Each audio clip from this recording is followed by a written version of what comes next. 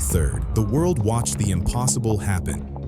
Operation Absolute Resolve, a decapitation strike in the heart of a sovereign capital. No declaration of war, no UN resolution, just 45 minutes of chaos, and Nicolás Maduro was gone. Washington called it a necessary act against narco-terrorism. The rest of the world called it a warning shot. But while everyone is looking at South America, they're missing the real story. The Venezuela raid wasn't an isolated incident. It was a proof of concept. And if you look at the clues the White House has been dropping for the last 3 months, the next target isn't in the Middle East, it's right here.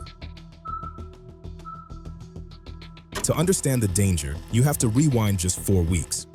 Christmas Day, 2025. While you were opening presents, a US Reaper drone executed a precision strike in Sokoto State, northwest Nigeria. The target? ISIS-linked fighters. This was historic. The US has operated in Nigeria before, but always quietly, always advisory. This was different. This was kinetic, and the justification wasn't just terrorism. The administration explicitly cited the protection of Christian communities as the primary driver. This is a massive shift in foreign policy doctrine.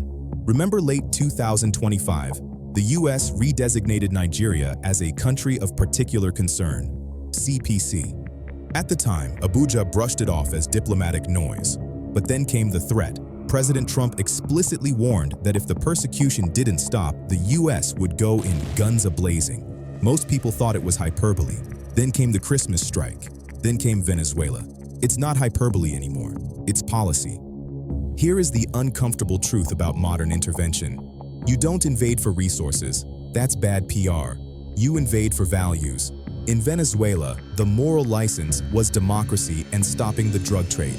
In Nigeria, the moral license is religious freedom. The violence in Nigeria's middle belt is real, tragic. Thousands died in 2025 alone. But look at how Washington is framing it.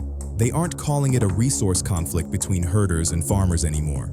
They are framing it as a genocide. Once you use the G word, international law changes. Sovereignty becomes secondary to responsibility to protect. The Venezuela raid proved that the US is willing to bypass the UN if they feel they have the moral high ground. If the Nigerian government is seen as complicit or incapable of stopping these attacks, the US has now established the precedent that it can and will intervene directly.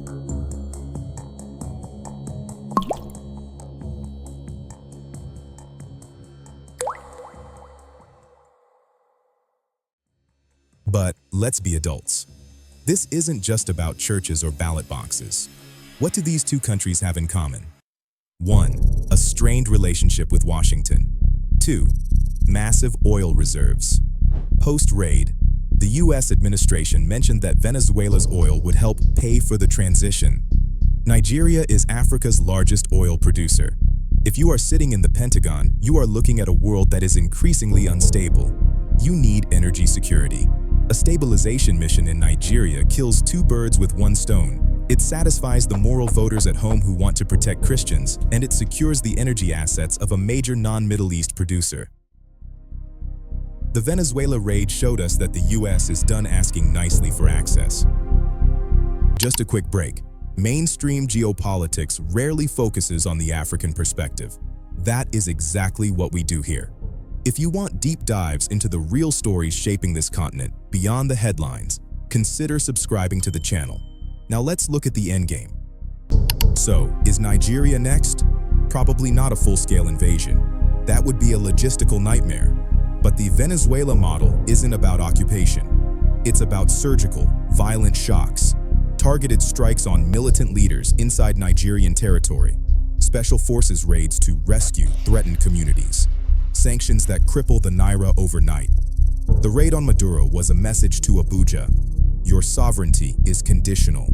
If you can't secure your own country, the United States is now willing to do it for you. Welcome to the New World Order. The rules have changed.